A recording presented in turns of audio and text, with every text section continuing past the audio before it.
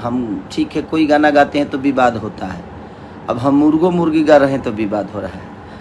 अब ओकरा खातिर हम का गाई तू ही लो बताव। मुर्गी के पीछे पूरा भोजपुरी इंडस्ट्री पड़ गई बा। मुर्गी ना बुझाता जे लंदन से आइल कहनूर हो गई बिया। सच पूछे तो लंदन से कहनूरे लेके आए नमस्ते कहनूर के तरसले ई लेके आइले उड़ा दे।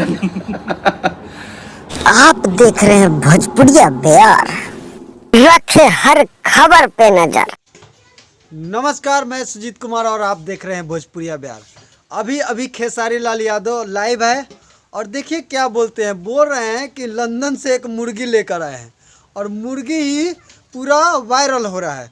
और प्रमोद प्रेमी और जितने भी सिंगर हैं भोजपुरी में सबको क्या बोलते हैं, जरा आप इस वीडियो को देखिएगा ध्यान से। और सब गायकों लोग के भी हैप्पी न्यू ईयर। अब हम कुछ लोगों से पूछना एक बात चाहते हैं कि भाई हम ठीक है कोई गाना गाते हैं तो विवाद होता है। अब हम मुर्गो मुर्गी गा रहे हैं तो विवाद हो रहा है। अब ओकरा खातिर हम का गाई तू ही लो बताव। कतना जना के दिमाग का तू लो राइटर राख बाबू, बढ़िया बढ़िया राइटर राख, बढ़िया बढ़िया राइटर रख के बढ़िया बढ़िया गाना लिख लो, गाव लो, भोजपुरी के बड़ा कर लो। अब एगो मुर्गी के पीछे पूरा भोजपुरी इंडस्ट्री पड़ गई बा। मुर्गी ना बुझाता जे लंदन से आइल कहनूर हो गई बिया। सच पूछे तो लंदन से कहनूरे लेके आए देखिए है नमस्ते कहनूर के तरसले ई लेके आइले उड़ा दे। देखिए हमारे साथी, देखिए ये जो प्रणाम प्रणाम सबसे पैसा वाला आदमी यही है। ये हमारे रंजन भैया हैं जी, नमस्कार। और हमारे इधर नीरज रणधीर जी जो कि नेक्स्ट मूवी करने वाला हूँ, हमारे डायरेक्टर हैं, बड़े प्यारे डायरेक्टर लोग हैं। तो बस नए साल की ढेर सारी शुभकामनाएं आप सबको।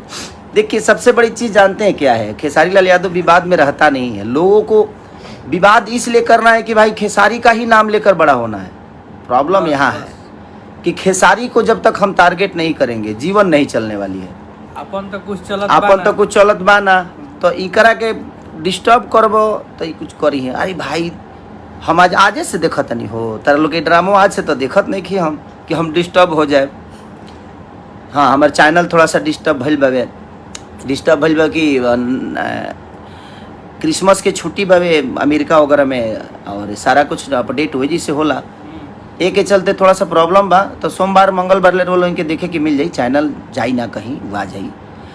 तो और जितना लोग हमारे से जुड़ल बा तनी शेयर लगा दे लो बढ़िया से, तनी प्यार आशीर्वाद यही रउआ लोग हमारे साथे बानी ना, तो बाकी लोग तो कोनो दिक्कत नहीं है। बाकी लोग कितना साथ देला रउआ लोग जानता नहीं, बाकी लोग साथ ना देला। तू लोग जितना हमारा फेरा में बा रहो उतना अगर अपना फेरा में रहता तो शायद कुछ कर जैता। हम केहू के फेरा में रही लेना आ कितना जना के लागत जे हमार कुछ गाना का दुनी पैसा लगा के बढ़ावल जाला। आए वाह बाप रे, पैसा तू ही लगावेला का? तोहरे घर से आवेला, ओरिजिनल व्यू होला इनकर। बाप रे बाप, गजब इनकर व्यू भागता। तहार तो व्यू इतना भागता न बाबू, इतना धरती पे बाजता नु कि हम धरती कई जगह तो धरती फाट गइल ह। कान हमनी को बंद करके कई जगह तो हम देखनी दरार पड़ल दानवा के धमक से। गजब भाई, इतना दीजिए यूट्यूब ना रहो ओ दिनों खेसारी अलगे रहले लोग के प्यारे के वजह से। तो लोग जेकरा के प्यार करला ओकरा के तारलो। अब एगो मुर्गी के पीछे तू लोग पड़ गइल बा। जब तक लोग माने लात बचौनी ना काट देबा नु तले मुर्गी अस्थिर ना रही। अपना लगे कुछ नहीं खे, ओकरो के गावे के कोशिश कर लो, नया नया वैरायटी दलो जीवन में। राइटर बढ़िया बढ़िया रख लो, चोर सन के रख के भी मतलब कि तू लोग चोर हो जाता रह नानू कल जाला। इसे पागल हो लो है। बढ़िया लिखवाओ, बढ़िया से लिखवावा लो, बढ़िया से काम कर लो। केहू रोकले बा केहू के रोके जाता ना।